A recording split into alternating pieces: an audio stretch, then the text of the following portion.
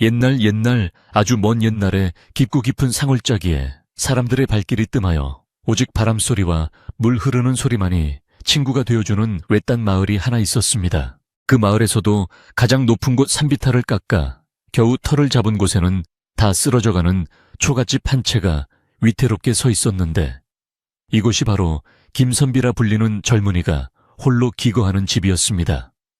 지붕을 덮은 볏짚은 몇 해를 갈지 못해 검게 썩어 들어갔고, 흙으로 바른 벽은 군데군데 허물어져 겨울바람이 숭숭 드나들었지만, 방 안에서는 언제나 낭낭한 글 읽는 소리가 끊이지 않아 마을 사람들은 그 집을 가리켜 선비의 집이라 부르며 경외심 반 걱정 반의 눈길을 보내곤 했습니다.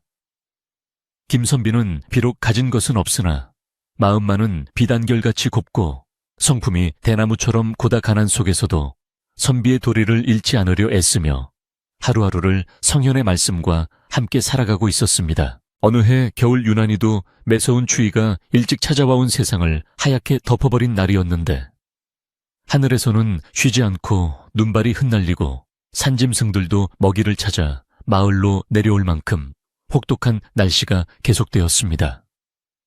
김선비의 집 부엌 아궁이에는 온기가 사라진 지 오래였고, 뒤줄을 열어보니 쌀 한 톨 남아있지 않아 바닥을 긁는 소리만이 공허하게 울려 퍼질 뿐이었습니다.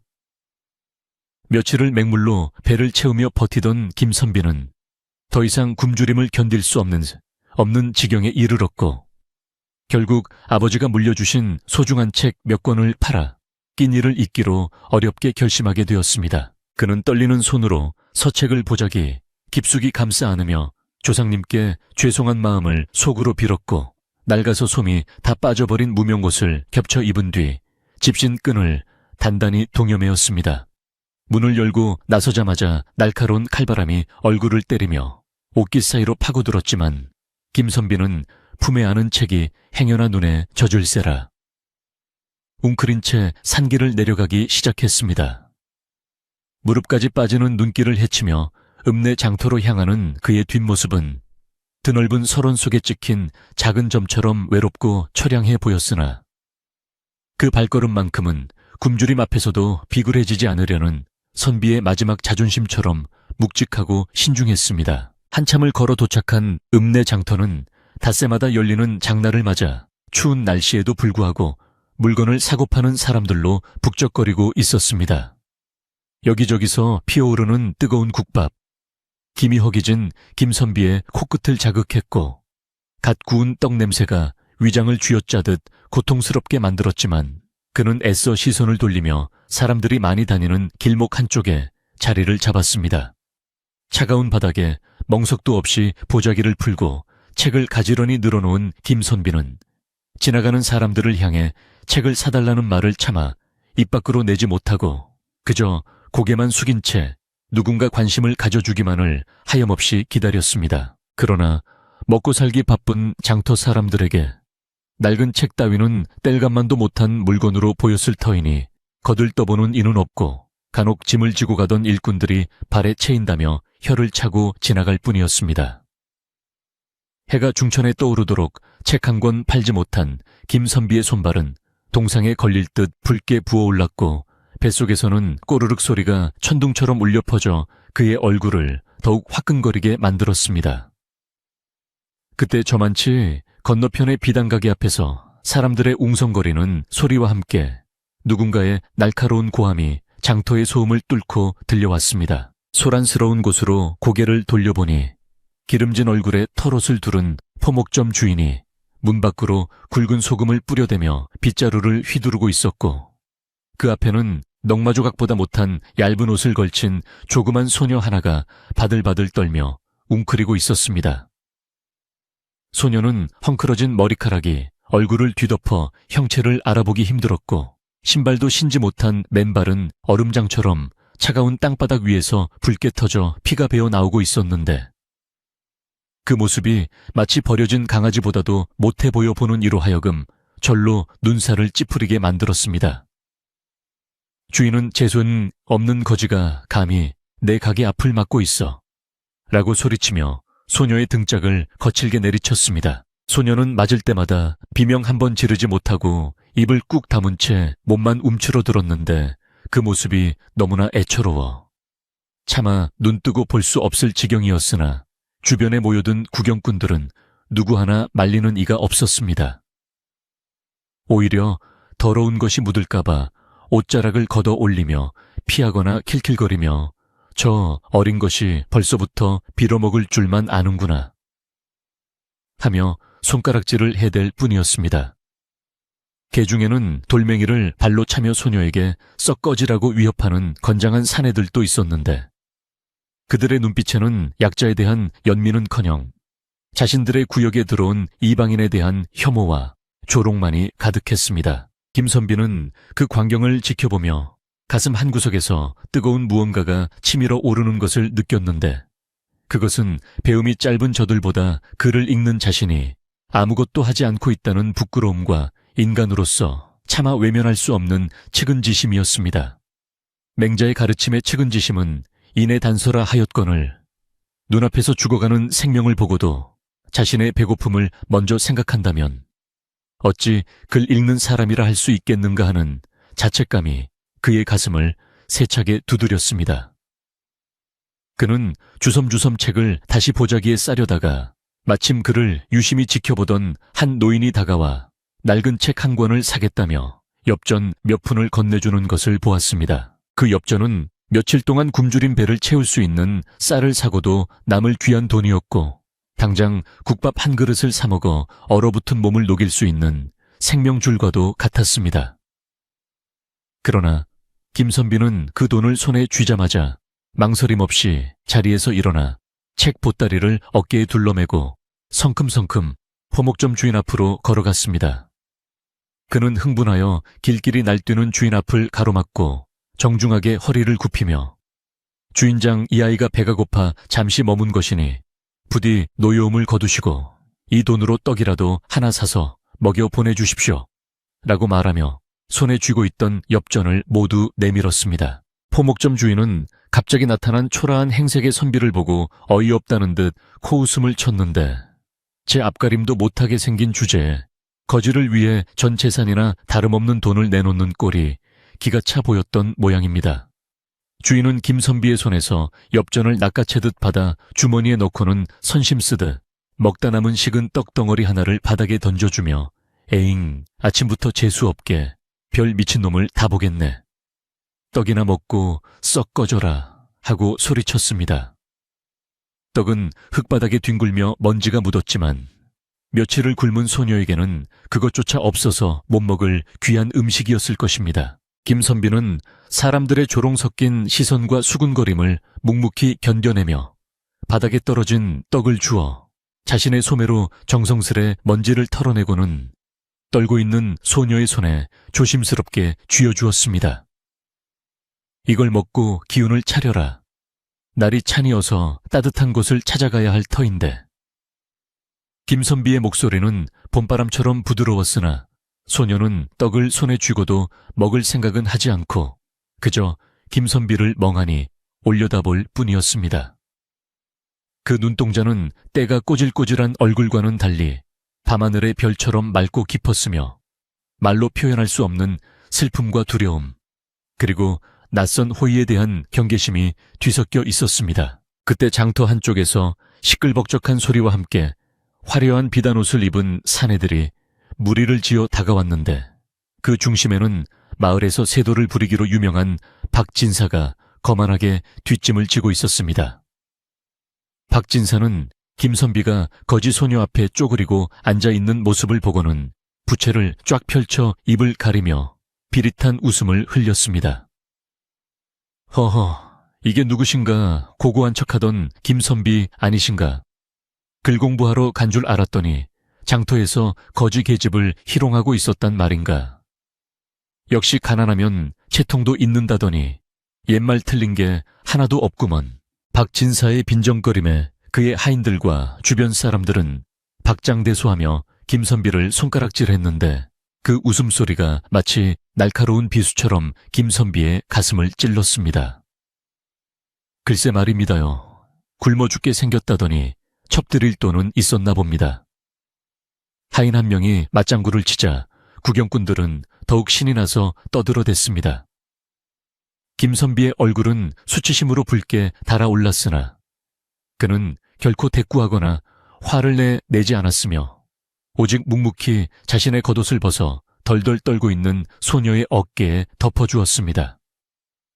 낡고 얇은 무명 겉옷이었지만 그것은 김선비가 가진 마지막 온기이자 세상을 향한 그의 무언의 항변이었습니다. 소녀는 자신의 어깨에 내려앉은 따뜻한 온기에 놀라 눈을 크게 뜨고 김선비를 바라보았는데 태어나서 처음 받아보는 인간적인 대우에 얼어붙었던 마음이 조금씩 녹아내리는 듯했습니다. 김선비는 소녀를 일으켰으며 나직한 목소리로 말했습니다. 여기 있으면 얼어 죽거나 맞아 죽을 뿐이다. 누추하지만 내 집으로 가서 몸이라도 녹이고 가거라. 소녀는 잠시 망설이는 듯했으나 김선비의 눈빛에 담긴 진심을 읽었는지 절뚝거리는 다리를 이끌고 그의 뒤를 따르기 시작했습니다. 박진사와 구경꾼들은 김선비가 정말로 거짓 소녀를 데리고 가는 것을 보고는 기가 막히다는 듯 혀를 차며 뒤에서 욕설을 퍼부었습니다. 저놈이 진짜 미쳤나 보군. 양반의 명예를 똥통에 쳐박아도 유분수지 거지를 집에 들이다니. 그들의 목소리는 김선비의 등 뒤에서 계속해서 윙윙거렸지만 김선비는 귀를 막은 사람처럼 앞만 보고 걸었습니다. 그는 자신이 방금 한 행동이 마을에서 어떤 파장을 일으킬지 짐작조차 하지 못했지만 지금 당장은 이 불쌍한 생명을 살리는 것이 공자님의 말씀보다 더 시급한 일이라 믿었습니다. 장터를 벗어나 다시 상일로 접어들자 시끌벅적하던 소음은 사라지고 차가운 바람소리만이 두 사람을 감쌌습니다. 눈은 더욱 거세게 내리기 시작하여 앞이 잘 보이지 않을 정도였고 김선비는 겉옷을 소녀에게 내어준 탓에 홑겹 저고리만 입은 채 사시나무 떨듯 떨고 있었습니다. 그러나 그는 걸음을 늦추지 않고 앞장서서 눈을 밟아 길을 만들었고 소녀는 그 발자국을 따라 조심스럽게 발을 내디뎠습니다. 소녀는 앞서가는 김선비의 좁은 등이 세상 그 어떤 성벽보다 든든하게 느껴졌고 비록 말은 못하지만 마음속으로 깊은 감사의 눈물을 흘렸습니다. 산길은 험하고 멀었으나 두 사람은 서로의 존재에 의지하며 묵묵히 걸음을 옮겼고 해가 뉘엿뉘엿 넘어가 서쪽 하늘이 붉게 물들 때쯤에야 비로소 마을 어귀에 도착할 수 있었습니다. 멀리서 김선비의 낡은 초가집이 눈 속에 파묻힌 채 희미하게 모습을 드러내자 김선비는 안도감과 함께 밀려오는 걱정을 애써 눌러야 했습니다. 당장 저녁 먹을 쌀도 없고 땔감도 부족한 형편에 식구 하나를 더 들였으니 앞으로 어떻게 겨울을 나야 할지 막막하기 그지없었지만 그는 소녀를 돌아보며 여튼 미소를 지어 보였습니다. 다 왔다. 저기가 내 집이다. 비록 바람을 맞기에는 부족하나 장터 바닥보다는 나을 것이다. 김선비의 말에 소녀는 고개를 들어 다 쓰러져가는 초갓집을 바라보았는데 그 집은 초라하기 짝이 없었지만 굴뚝에서 피어오르는 얇은 연기처럼 희미한 희망이 서려 있는 듯했습니다. 김선비는 삐걱거리는 살인문을 열고 마당으로 들어섰고 소녀는 주저주저하며 그 뒤를 따라 낯선 공간에 첫발을 내디뎠습니다. 방 안으로 들어서자 냉기가 훅 끼쳐왔으나 바람을 피할 수 있다는 것만으로도 소녀에게는 천국과 다름없었습니다. 김선비는 부엌으로 가서 남은 땔감을 모두 긁어모아 아궁이에 불을 지폈고 방바닥이 미지근하게 데워질 때까지 부채질을 멈추지 않았습니다. 그는 자신이 배고픈 것은 잊은 채 소녀가 온몸을 녹일 수 있도록 아랫목을 내어주고 자신은 문기에 앉아 찬바람을 막아섰습니다. 어둠이 내려앉은 방 안 호롱불 하나 켜지 못한 채 두 사람은 말없이 서로의 숨소리에 귀를 기울이며 긴 겨울밤의 첫 페이지를 함께 넘기게 되었습니다. 이튿날 아침 찢어진 창호지 틈으로 스며드는 희미한 햇살이 김선비의 무거운 눈꺼풀을 간지럽히며 잠을 깨웠는데 그는 눈을 뜨자마자 자신이 어젯밤 낯선 소녀를 집으로 데려왔다는 사실을 번뜩 떠올리고는 화들짝 놀라 몸을 일으켰습니다. 썰렁해야 할 방 안에서는 어딘지 모르게 훈훈한 기운이 감돌고 있었고 퀴퀴하던 묵은 냄새 대신 맑고 상쾌한 아침 공기가 채우고 있어 마치 딴 세상에 온 듯한 착각이 들 정도였습니다. 김선비는 서둘러 방문을 열고 마당으로 나갔는데 밤새 소복이 쌓인 눈 위에는 이미 누군가 부지런히 오가며 비질을 한 흔적이 선명하게 남아있었고 마당 한 구석에 쌓여있던 잡동사니들이 어느새 말끔하게 치워져 있어 그의 눈을 의심케 했습니다. 부엌 쪽에서 달그락거리는 소리가 들려와 조심스럽게 다가가 보니 어제 그 꼬질꼬질하던 소녀가 꽁꽁 언 손을 호호 불어가며 아궁이 앞을 정리하고 있었습니다. 소녀는 인기척을 느끼고 화들짝 놀라 뒤를 돌아보았는데 그 순간 김선비는 숨이 턱 막히는 듯한 충격을 받고 말았으니 그것은 어제의 그 더러운 거지는 온데간데 없고 맑은 피부와 단정한 이목구비를 지닌 처녀가 그곳에 서 있었기 때문이었습니다. 우물가에서 찬물로 씻어낸 얼굴은 비록 여위였으나 백옥처럼 희고 고왔으며 헝클어졌던 머리카락을 빗어 곱게 따 내린 모습은 마치 진흙 속에서 피어난 연꽃처럼 청초하기 그지없어 감히 똑바로 쳐다보기조차 민망할 지경이었습니다. 소녀는 김선비를 보자마자 깊이 허리를 숙여 인사를 올렸는데 그 동작 하나하나에 배어있는 기품은 저작거리의 천한 아이가 흉내낼 수 있는 것이 아니어서 김선비의 의구심은 더욱 깊어만 갔습니다. 밤새 평안하셨는지요? 라고 여쭙고 싶으나 말이 나오지 않는구나. 김선비가 혼잣말처럼 중얼거리자 소녀는 슬픈 눈빛으로 자신의 목을 가리키며 고개를 가로저어 자신이 말을 하지 못한다는 사실을 알렸습니다. 김선비는 안타까운 마음에 혀를 차며 오갈 데 없는 몸이라 잠시 쉬어가라 했거늘 어찌하여 이 추운 날에 찬물에 손을 담그고 굳은 일을 사서 한단 말이냐 하며 걱정스러운 목소리로 나무랐습니다. 그러나 소녀는 빙그레 미소를 지으며 부엌 한 구석에 놓인 깨진 바가지를 가리켰는데 거기에는 그녀가 아침 일찍 산비탈을 뒤져 카연 칠뿌리와 시래기 몇 조각이 담겨 있었습니다. 쌀 한 톨 없는 집안 형편을 눈치챈 소녀가 주인 몰래 먹을거리를 구해온 것이었는데 그 기특하고도 안쓰러운 마음에 김선비는 가슴 한편이 찌릿하게 저려왔습니다. 그는 소녀에게 연화옌화라는 이름을 지어주며 진흙탕 속에서도 맑게 피어나는 연꽃과 같으니 앞으로는 너를 연화라 부르겠다라고 말했고 소녀는 그 이름이 마음에 드는지 눈시울을 붉히며 다시 한번 공손히 절을 올렸습니다. 그날부터 김선비의 허름한 초가집에는 전에 없던 활기와 정돈된 기운이 감돌기 시작했는데 연화는 말을 하지 못하는 대신 몸을 부지런히 움직여 집안 구석구석을 쓸고 닦았습니다. 그녀는 낡아서 너덜거리는 문풍지를 풀을 쑤어 빳빳하게 바르고 마당에 굴러다니던 지푸라기를 엮어 멍석을 짜서 냉기가 올라오는 방바닥에 깔았으며 심지어는 김선비의 해진 도포자락을 실밥 하나 보이지 않게 꼼꼼하게 기워놓기도 했습니다. 김선비가 글을 읽을 때면 연화는 옆에 조용히 앉아 먹을 갈거나 촛불에 심지를 돋우어 주었는데 그 손길이 어찌나 섬세하고 조용한지 글 읽는데 전혀 방해가 되지 않았고 오히려 마음을 차분하게 가라앉혀 주었습니다. 하지만 집안이 깨끗해지고 살림이 정갈해진다고 해서 가난이라는 근본적인 문제가 해결되는 것은 아니었으니 쌀독은 여전히 텅 비어 있었고 하루 두 끼는커녕 한 끼조차 제대로 뜨기 힘든 날들이 이어졌습니다. 김선비는 연화가 캐온 나물로 끓인 묽은 죽을 마주할 때마다 숟가락을 들기가 송구스러워 나는 어제 장터에서 떡을 먹어 배가 고프지 않으니 네가 다 먹거라 하며 거짓말을 하곤 했습니다.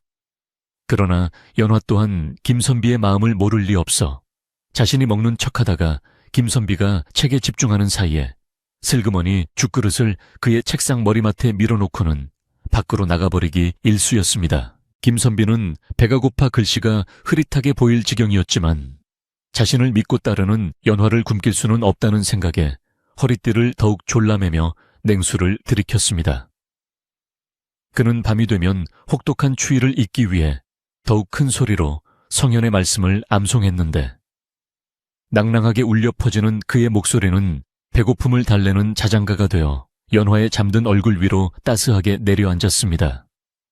비록 배는 골았으나 서로를 위하는 마음만은 넉넉하여 차가운 윗목과 아랫목을 서로에게 양보하려는 실랑이가 매일 밤 조용히 벌어지곤 했습니다. 한편 산 아래 마을에서는 김선비에 대한 흉흉한 소문이 걷잡을 수 없이 퍼져나가고 있었는데 그 중심에는 박진사가 있었습니다. 박진사는 주막에 앉아 술잔을 기울이며 마을 사람들에게 그 샌님 같은 김선비가 글쎄 대낮부터 장터에서 거지계집을 주워다가 첩으로 삼았다지 뭔가.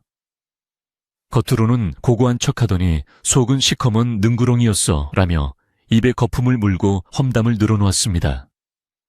사람들은 처음에는 설마하며 고개를 갸웃거렸으나 김선비의 집에서 여인의 그림자가 어른거린다는 목격담이 하나둘 더해지자 점차 그 소문을 사실로 받아들이기 시작했습니다. 마을 우물가에 모인 아낙네들은 김선비의 옷을 빨러 나온 연화를 힐끔거리며 저 계집이 그 거지라지 얼굴 반반한 거 보니 보통 내기가 아니야. 남정네 홀리는 여우가 틀림없어. 하고 수군거렸습니다. 개 중에는 김선비가 지나갈 때 대놓고 침을 뱉거나 글 공부한답시고 유세 떨더니 결국 하는 짓이 고작 거지랑 살림 차리는 거냐 하며 비아냥거리는 사내들도 생겨났습니다. 김선비는 마을에 내려갈 때마다 쏟아지는 싸늘한 시선과 조롱을 온몸으로 느껴야 했지만 굳게 입을 다물고 고개를 숙인 채 도망치듯 집으로 돌아올 수밖에 없었습니다. 그러던 어느 날 마을 어귀에서 주막을 운영하는 꼬부랑 할머니가 지팡이를 짚고 씩씩거리며 김선비의 집을 향해 산길을 올라왔습니다. 이 할머니는 젊은 시절 김선비의 부친으로부터 큰 은혜를 입은 적이 있어 평소 김선비를 친자식처럼 여기며 아끼던 분이었는데 장터에서 들려오는 해괴한 소문에 기가 차고 화가 나서 직접 눈으로 확인하고 호통을 치러 오는 길이었습니다. 이놈의 김선비, 네가 제정신이냐 조상님 보일 면목도 없지 어찌 그런 망측한 짓을 벌인단 말이냐. 할머니의 걸걸한 목소리가 고요한 산속의 정적을 깨뜨리며 울려 퍼졌습니다. 김선비는 방문을 열고 나와 헐레벌떡 올라오는 주모 할머니를 보고 당황하여 마당으로 내려섰으나 할머니는 숨을 고를 새도 없이 지팡이로 땅을 내리치며 꾸지람을 퍼부었습니다. 내 이놈 글만 읽더니 사리분별이 어두워졌느냐. 어디서 근본도 모르는 계집을 들여 신세를 망치려 들어 당장 그 요물 같은 것을 내쫓지 못할까. 할머니의 서슬 퍼런 호통의 김선비는 입이 10개라도 할 말이 없어. 그저 고개만 조아리고 있었는데 그때 부엌문이 조용히 열리며 연화가 쟁반에 따뜻한 숭늉 한 그릇을 받쳐들고 밖으로 나왔습니다. 할머니는 요망한 것 내년이냐 하고 소리치며 돌아다 보았으나 연화의 모습을 정면으로 마주하는 순간 들고 있던 지팡이를 떨어뜨릴 뻔했습니다. 눈앞에 서 있는 소녀는 소문 속의 여우나 더러운 거지가 아니라 낡은 옷을 입었음에도 불구하고 기품이 흐르고 눈빛이 맑은 양갓집 규수의 자태를 하고 있었기 때문입니다. 연화는 할머니의 험악한 기세에도 전혀 위축되지 않고 다소곳이 다가와 무릎을 꿇고 김이 모락모락 나는 숭늉 대접을 할머니 앞에 공손히 내려놓았습니다. 연화의 손등은 찬물에 빨래를 하느라 붉게 트고 갈라져 있었으나 그 손톱 밑에는 때 하나 없이 정갈하였고 옷매무새 또한 흐트러짐이 없었습니다. 주모 할머니는 평생 수많은 사람을 겪어본 눈썰미로 단번에 이 소녀가 심성이 곱고 바르다는 것을 알아차렸고 주변을 둘러보니 쓰러져 가던 초갓집이 자신의 주막보다 더 깨끗하게 정돈되어 있는 것을 보고는 말문이 막히고 말았습니다.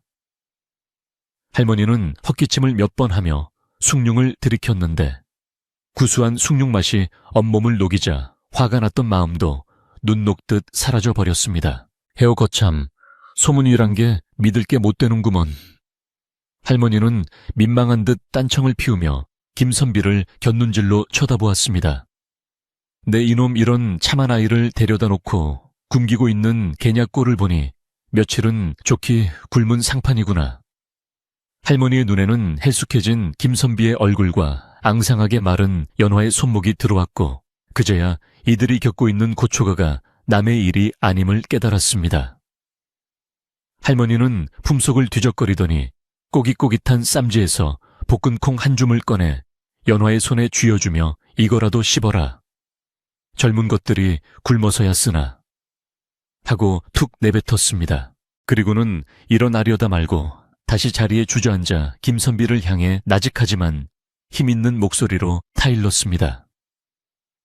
선비야, 세상 사람들의 입방아는 바람과 같아서 불다가도 멈추는 법이다. 네가 떳떳하고 이 아이가 바르다면 언젠가는 그 입들이 부끄러워질 날이 올 게야. 허나 굶어 죽으면 그게 다 무슨 소용이겠느냐. 체면 차리지 말고 살 궁리를 해라. 할머니는 그 말을 남기고 다시 지팡이를 짚고 일어서더니 부엌 쪽으로 성큼성큼 걸어가 자신이 지고 온 보찜을 풀었습니다. 보찜 속에서는 묵직한 김치, 독 하나와 보리쌀 한 되가 나왔는데 할머니는 그것을 부엌 구석에 몰래 밀어넣고는 아무 일도 없었다는 듯이 뒷짐을 지고 마당을 나섰습니다. 내 장독이 무거워서 좀 두고 가니 나중에 가지러 오마. 그동안 상하지 않게 잘 보관해 두거라. 할머니는 짐짓 엄한 목소리로 소리쳤지만 김선비와 연화는 그것이 할머니의 따뜻한 배려임을 너무나 잘 알고 있었습니다. 김선비가 황급히 대문까지 따라 나가 절을 올리자 할머니는 손을 휘휘 저으며 들어가거라 춥다. 그리고 저 아이 귀한 아이 같으니 함부로 대하지 말거라 라는 말을 남기고 눈길을 따라 내려갔습니다. 그날 저녁 김선비와 연화는 오랜만에 따뜻한 보리밥에 김치를 곁들여 배부르게 먹을 수 있었습니다. 김치 한 조각을 입에 넣을 때마다 매콤하고 시원한 맛이 입안 가득 퍼지며 얼어붙었던 몸과 마음을 녹여주었고 두 사람은 서로를 바라보며 말없이 미소 지었습니다.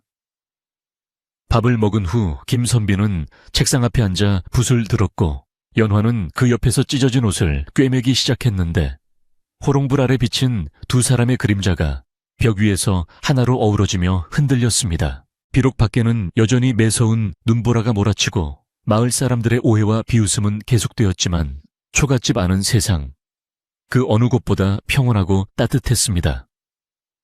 연화는 가끔씩 일을 멈추고 김선비가 글 읽는 모습을 턱을 괴고 바라보았는데 그 눈빛에는 단순한 감사를 넘어선 깊은 신뢰와 존경심이 담겨 있었습니다. 김선비 또한 책장을 넘길 때마다 곁에서 느껴지는 연화의 온기에 힘입어 언젠가 자신의 뜻을 펼쳐 이 은혜를 갚고 연화를 호강시켜 주리라 다짐하고 또 다짐했습니다. 밤이 깊어지자 김선비는 책을 덮고 연화에게 자리를 내어주며 잠을 청했는데 꿈속에서 그는 연꽃이 만발한 연못께서 연화와 함께 거니는 꿈을 꾸었습니다. 꿈속의 연화는 더 이상 번거리가 아니었으며 그녀의 목소리는 옥굿을 굴러가는 소리처럼 맑고 아름다웠습니다.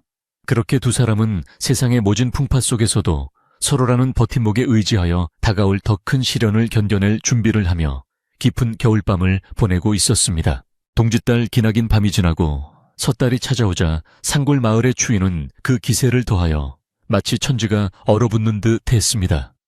하늘에서는 며칠째 잿빛구름이 물러가지 않고 무거운 눈덩이를 쏟아부었고 산짐승조차 발자국을 감추는 깊은 정막 속에 김선비의 초가집만이 외로운 섬처럼 눈바다 위에 떠 있었습니다. 주모 할머니가 몰래 두고 간 보리쌀과 김치도 바닥을 보인 지 오래였고 땔감마저 떨어져 냉골이 된 방바닥은 얼음장처럼 차가웠으니 얇은 이불 하나에 의지해 서로의 천을 나누던 두 사람에게 닥친 시련은 실로 가혹하기 그지없었습니다.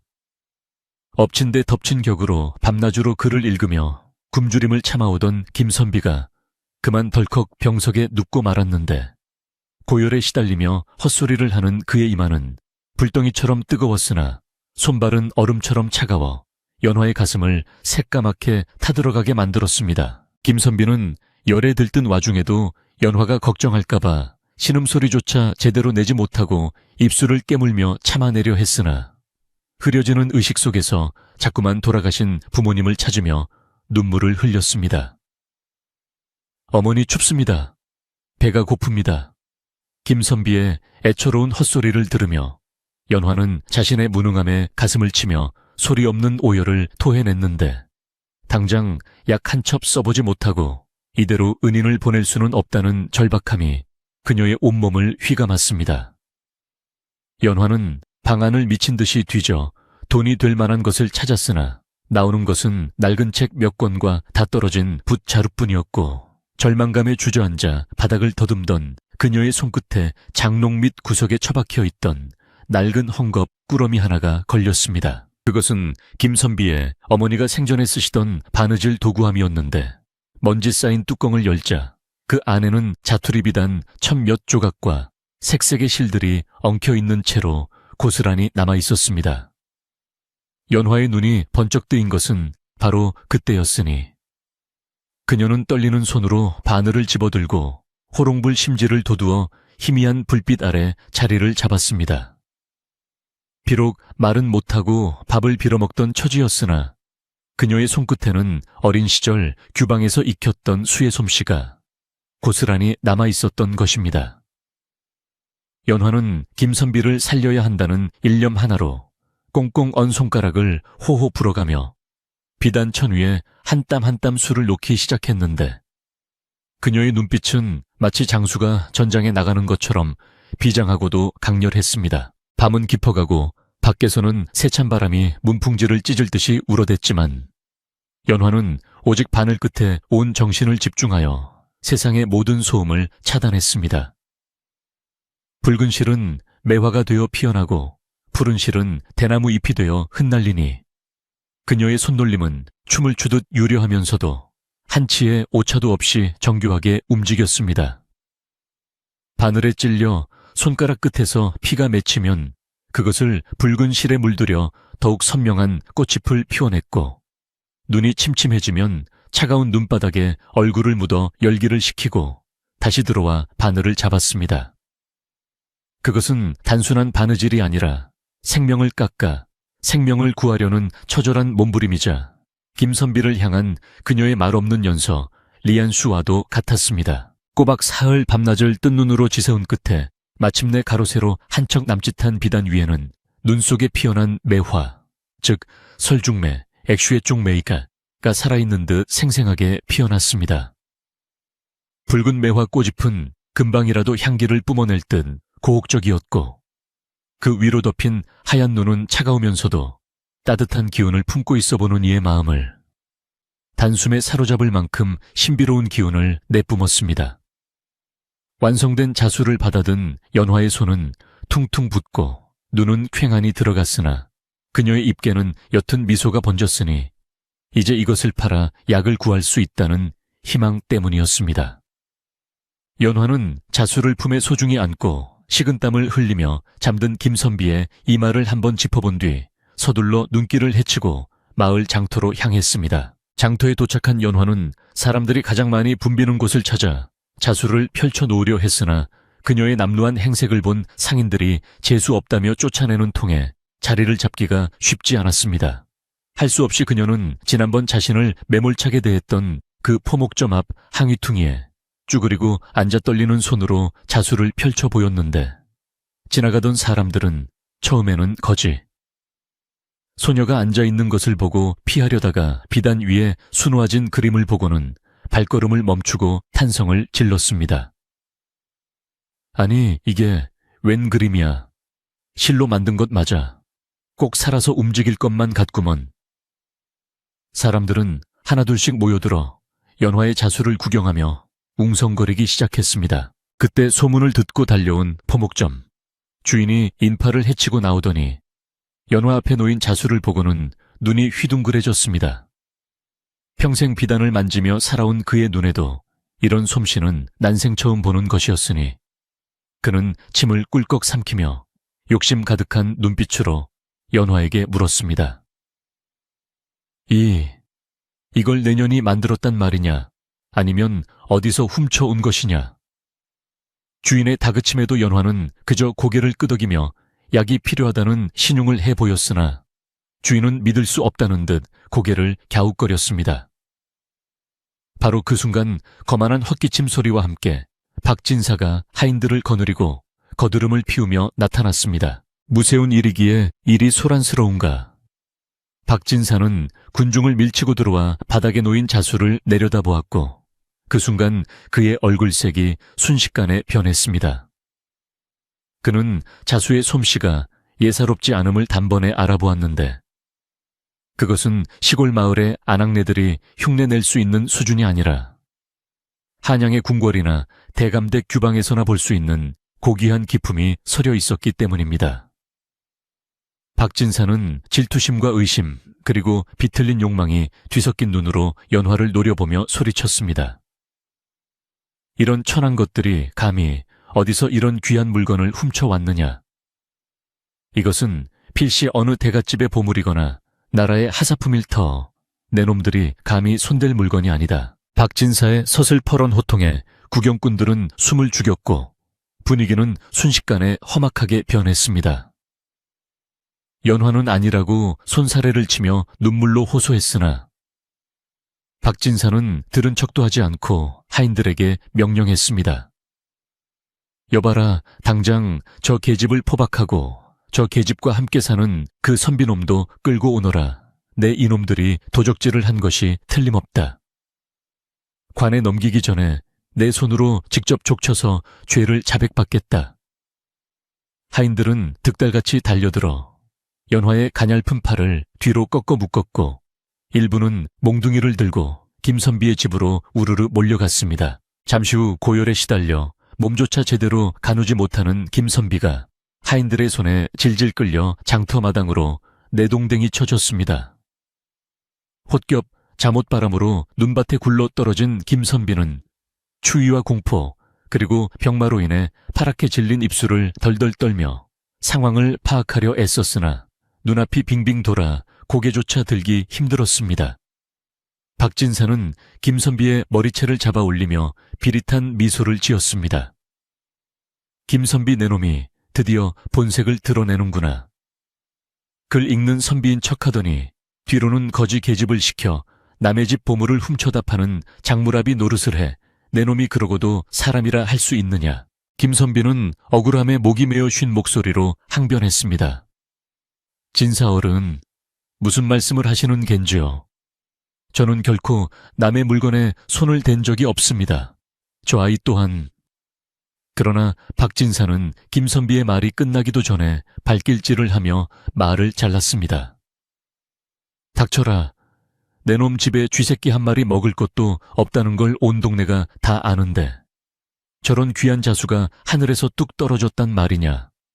훔친 게 아니라면 증명을 해보란 말이다. 주변에 모여든 마을 사람들도 이제는 박진사의 말에 동조하며 그러게 말이야. 거지가 무슨 수를 놓아.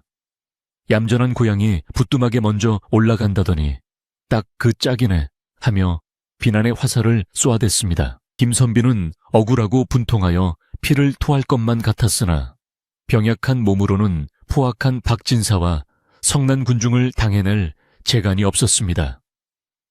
그는 바닥에 쓰러진 채 밧줄에 묶여 울고 있는 연화를 바라보며 피눈물을 흘렸습니다. 내 탓이다. 내가 못나서 저 어린 것을 도둑으로 몰고 이 수모를 겪게 하는구나. 김선비의 눈에서 뜨거운 눈물이 흘러내려 차가운 눈바닥을 적셨고 사람들의 야유와 조롱소리는 점점 더 커져만 갔습니다. 박진사는 의기양양하게 하인들에게 멍석을 가져오라 소리치며 당장이라도 두 사람을 멍석말이하여 마을 밖으로 내쫓을 기세였습니다. 그 절체절명의 순간 포박당에 있던 연화가 갑자기 몸을 비틀어 하인의 손을 뿌리치고는 바닥에 엎드린 채 무언가를 갈구하는 눈빛으로 박진사를 뚫어지게 쳐다보았습니다. 그녀의 눈빛이 어찌나 강렬하고 서늘하던지 흥분에 날뛰던 박진사조차 순간 흠칫하며 뒷걸음질 칠 정도였습니다. 연화는 묶인 손으로 필사적으로 옆에 있던 지물포 종이각의 좌판을 가리켰는데 거기에는 붓과 벼루 그리고 종이가 놓여 있었습니다. 사람들은 번거리 소녀가 무엇을 하려는 것인지 몰라 의아해했고 박진사는 코웃음을 치며 빈정거렸습니다. 이제는 글이라도 써서 변명하겠다는 거냐. 까막눈인 주제에 붙잡는 신용이라도 하려는 게지. 그러나 연화는 포기하지 않고 간절한 눈빛으로 김선비를 바라보았고 김선비는 그녀의 뜻을 알아차리고는 힘을 쥐어짜 소리쳤습니다. 진사어른, 저 아이에게 붓을 주십시오. 무언가 할 말이 있는 모양입니다. 박진사는 가소롭다는 듯 콧방귀를 뀌었지만 구경꾼들 사이에서 어디 한번 무슨 짓을 하나 봅시다. 죽기 전에 소원이라도 들어줍시다. 하는 소리가 나오자 못 이기는 척 하인에게 눈짓을 했습니다. 하인이 밧줄을 풀어주자마자 연화는 비틀거리는 몸을 일으켜 지물포 좌판 앞으로 다가가 떨리는 손으로 먹을 갈기 시작했습니다. 먹이 검게 갈려 나오자 연화는 숨을 깊게 들이마시고 붓을 들어 먹물을 듬뿍 적셨습니다. 그리고 하얀 화선지 위로 거침없이 붓을 내리긋기 시작했는데 그 모습은 방금 전까지 겁에 질려 떨던 소녀의 모습이 아니었습니다. 붓끝이 종이 위를 춤추듯 지나갈 때마다 힘차고 아름다운 글씨들이 꿈틀거리며 살아났습니다. 점 하나, 획 하나에 기품과 위엄이 서려 있었고 그 필체는 웬만한 선비들도 흉내내기 힘든 명필 중의 명필, 즉 왕희지, 왕시지의 필체를 쏙 빼닮은 유려한 행서체였습니다. 사람들은 숨을 죽이고 연화의 분놀림을 지켜보았는데 붓이 멈추고 난 뒤 종이 위에는 다음과 같은 칠원절구의 한시가 적혀 있었습니다. 설중고매향 만리, 쉐 중구 미향완리, 눈 속에 외로운 매화향기 만리를 가고 한객단심조 입춘 에이찬켜단 신자오 루춘, 차가운 나그네의 붉은 마음 봄을 비추네. 수출 심중비도물 시우추 신종 페이다우.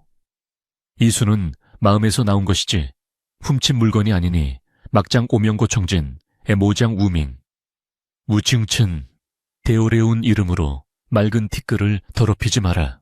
연화가 붓을 내려놓고 종이를 들어 올려 사람들에게 보이자 장터에는 찬물을 끼얹은 듯한 정적만이 감돌았습니다. 그를 아는 몇몇 노인들이 그 시를 소리내어 읽기 시작했고 그 뜻을 알게 된 사람들은 입을 다물지 못하고 경악했습니다. 단순히 글씨를 잘 쓰는 정도가 아니라 그 내용의 깊이와 격조가 시골 구석에 거지가 지을 수 있는 수준을 훨씬 뛰어넘었기 때문입니다. 박진사는 얼굴이 불그락푸르락해져서 헛기침만 해대며 뒷걸음질 쳤고 김선비조차 멍하니 연화를 바라보며 자신의 눈을 의심했습니다. 연화는 종이를 박진사의 면전에 들이밀며 당당하게 그를 노려보았는데 그 서슬퍼런 기세에 눌린 박진사는 이게 무슨 조화속인가 하며 말을 더듬었습니다. 그때 인파 뒤쪽에서 한양에서 내려왔다는 늙은 선비 한 명이 앞으로 걸어 나오며 그 글씨를 유심히 살펴보더니 무릎을 탁 치며 큰 소리로 외쳤습니다. 이 필체는 10년 전 영모로 몰려 멸문지와 에미에멘지 후어를 당한 이조판서 댁에 가풍이 묻어 있구나. 듣자 하니 그 댁에 신동이라 불리던 막내딸이 있었다던데 혹시 자네가 노인의 말에 연화의 눈에서 굵은 눈물방울이 뚝뚝 떨어져 화선지 위로 번져 나갔습니다.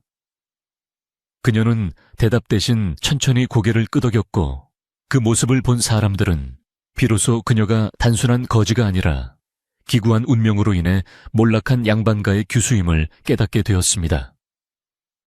장터 사람들의 웅성거림은 이제 비난이 아니라 탄식과 동정, 그리고 놀라움으로 바뀌어 파도처럼 번져나갔습니다. 멸시받던 거지 소녀가 고귀한 신분이었으며 병든 은인을 위해 자신의 피와 땀으로 술을 놓았다는 사실이 밝혀지자 사람들의 마음속에 있던 오해의 벽은 순식간에 허물어지고 그 자리에 뜨거운 감동과 부끄러움이 차올랐습니다. 김선비는 흐릿한 눈으로 그 광경을 지켜보며 자신이 거둔 아이가 이토록 귀한 사람이었다는 사실에 놀라움과 함께 가슴 벅찬 안도감을 느꼈습니다. 그는 비틀거리며 일어나 연화의 곁으로 다가가 그녀의 떨리는 어깨를 감싸 안았고, 연화는 그제야 긴장이 풀린 듯 김선비의 품에 얼굴을 묻고 소리 없는 오열을 쏟아냈습니다. 박진사는 쥐구멍이라도 찾고 싶은 심정으로 슬그머니 꽁무니를 빼려 했으나 이미 사람들의 눈초리는 그를 향해 매섭게 꽂히고 있었습니다. 차가운 겨울바람 속에서도 두 사람을 감싸는 공기만큼은 봄날의 햇살처럼 따스하게 변해가고 있었고, 이 극적인 반전은 산골 마을의 전설이 되어 오래도록 사람들의 입에 오르내릴 준비를 하고 있었습니다. 장터에 모인 사람들의 탄식과 경이로움이 뒤섞인 웅성거림은 좀처럼 잦아들 줄을 몰랐는데, 그것은 단순한 호기심을 넘어선 깊은 감동과 부끄러움의 표현이었습니다. 한양에서 온 늙은 선비는 연화가 쓴 시구가 적힌 화선지를 마치 귀한 보물이라도 되는 양 조심스럽게 말아쥐고는 떨리는 목소리로, 내 평생 수많은 명필을 보았으나 이토록 절박하고도 맑은 기운이 서린 글씨는 처음이다 라고 극찬하며 주머니에서 두툼한 돈주머니를 꺼내 연화의 손에 쥐어주었습니다. 그것은 김선비의 약값은 물론이거니와 두 사람이 한겨울을 나고도 남을 만큼 큰 돈이었으나 연화는 그 돈을 보고 기뻐하기보다는 그저 병든 김선비를 살릴 수 있다는 안도감에 하염없이 눈물만 흘릴 뿐이었습니다. 기세등등하던 박진사는 쥐구멍이라도 찾고 싶은 심정으로 얼굴을 붉힌 채 슬금슬금 뒷걸음질 쳤으나 이미 상황을 파악한 장터 사람들의 따가운 눈초리를 피할 수는 없었습니다. 평소 박진사의 세도에 눌려 기를 펴지 못하던 마을 사람들은 점잖은 체하더니 억울한 사람을 도둑으로 몰고 참으로 부끄럽지도 않소라며 혀를 차거나 비난의 목소리를 높였고, 개중에는 사람 보는 눈이 까막눈인 건 거지가 아니라 진사 어른이시구먼 하고 대놓고 비꼬는 이도 있었습니다. 박진사는 수치심을 이기지 못하고 하인들을 재촉하여 도망치듯 장터를 빠져나갔는데, 그 뒷모습은 처량하기 그지없어 마치 폐잔병의 그것과 다를 바가 없었습니다. 김선비와 연화가 약재와 쌀, 그리고 고기를 사들고 집으로 돌아오는 길은 갈 때와는 사뭇 다른 공기가 감돌았는데, 눈보라는 여전했으나 두 사람의 마음속에는 이미 따뜻한 봄볕이 내리쬐는 듯했습니다. 마을 사람들은 더 이상 그들을 손가락질하지 않았고 오히려 그동안 오해해서 미안하네, 부디 몸조리 잘하게라며 따뜻한 말 한마디를 건네거나 몰래 짐을 들어주는 등 온정을 베풀기 시작했습니다. 특히 주막의 할머니는 내 진작에 알아봤지, 그 아이 눈빛이 예사롭지 않더라니 하며 누구보다 기뻐했고, 김선비의 쾌유를 비는 정한수를 떠놓고 기도까지 올렸다고 합니다. 집으로 돌아온 연화는 지체 없이 약탕관을 걸고 정성껏 약을 다렸는데, 부채질하는 그녀의 손길에는 간절한 염원이 담겨 있어 그 약 냄새만 맡아도 병이 달아날 것만 같았습니다.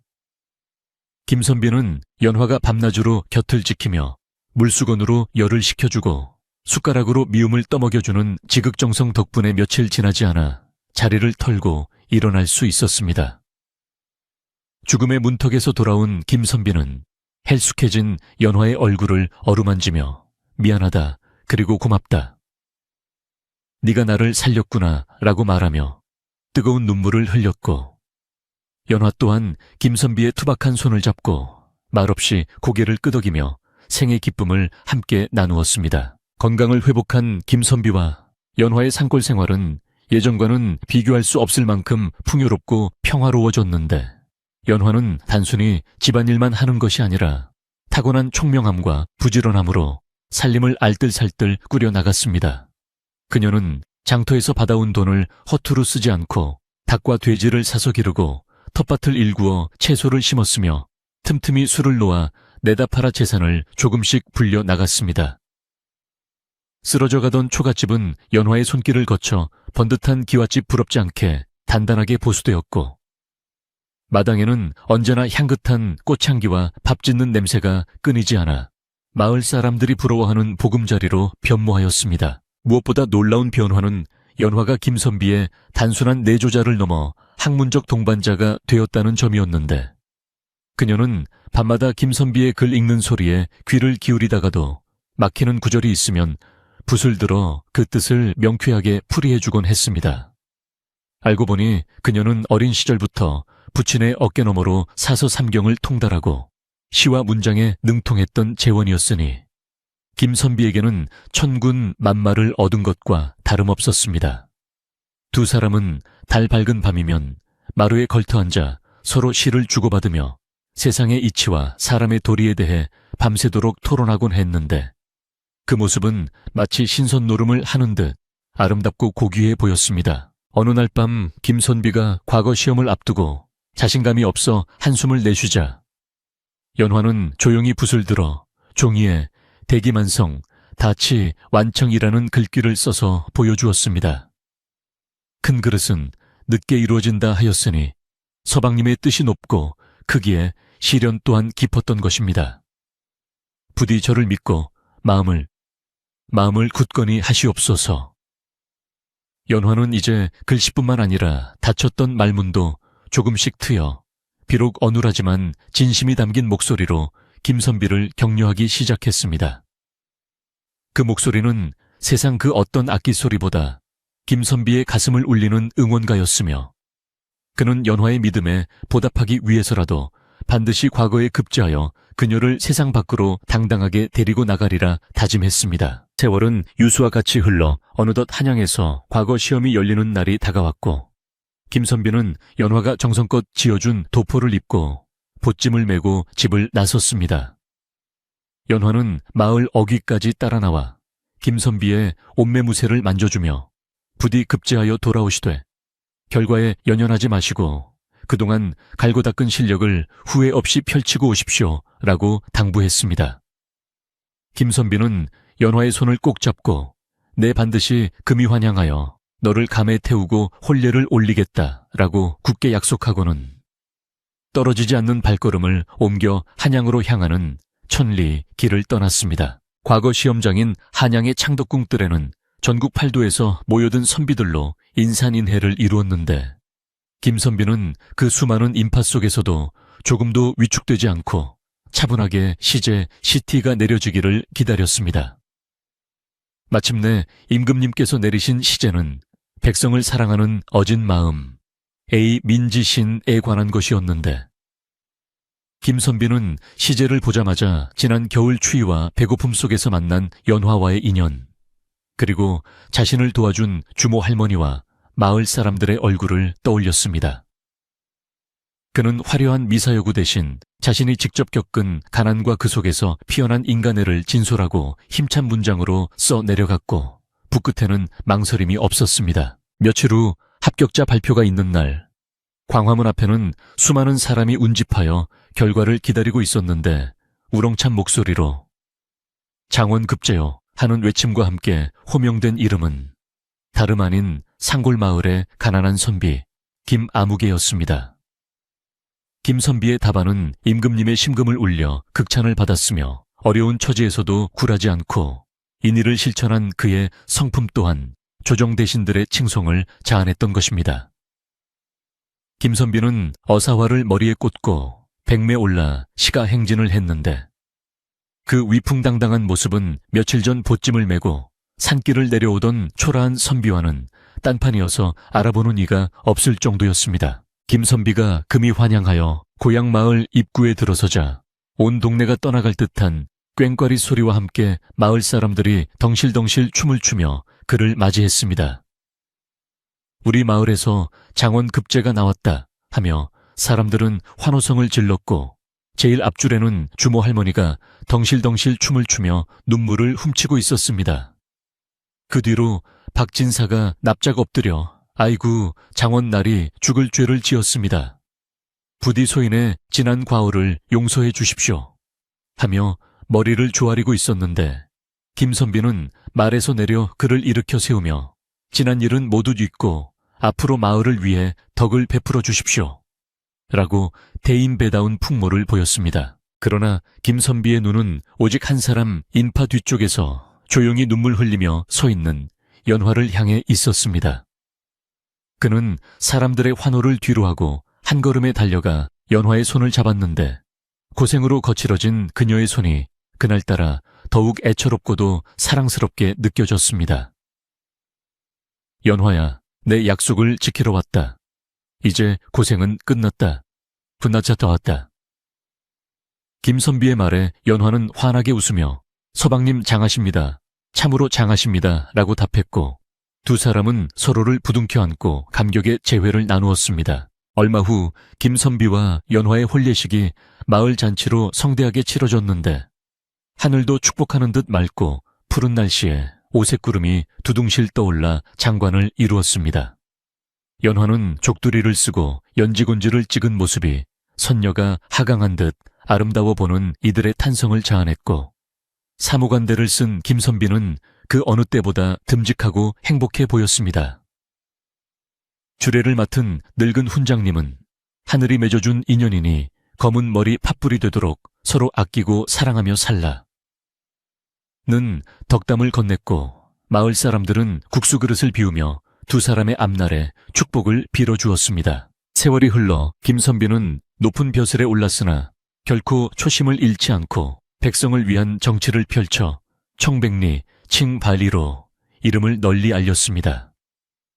그는 벼슬살이를 하면서도 틈만 나면 고향 집으로 내려와 연화와 함께 지냈는데 으리으리한 한양의 저택보다 연화와 함께 가꾼 산골의 그 집을 더 사랑했기 때문이었습니다. 연화 또한 부귀영화에 취하지 않고 항상 검소하고 겸손하게 생활하며 남편의 훌륭한 조언자이자 버스로서 평생을 함께했습니다. 두 사람은 늙어서 벼슬을 내려놓고 다시 그 산골 마을로 돌아와 여생을 보냈는데 그들의 집에서는 밤늦도록 글 읽는 소리와 도란도란 이야기꽃을 피우는 소리가 끊이지 않았다고 합니다. 마을 사람들은 그 집 앞을 지날 때마다 저기가 바로 어진 선비와 현명한 부인이 사는 곳이다 라고 아이들에게 가르쳐 주었고 그들의 아름다운 사랑 이야기는 밤하늘의 별처럼 반짝이며 대대로 전해져 내려오게 되었습니다. 겨울바람이 창문을 두드리는 깊은 밤 화롭게 둘러앉은 할머니가 손자들에게 들려주던 옛날에 마음씨 착한 선비와 거지 소녀가 살았는데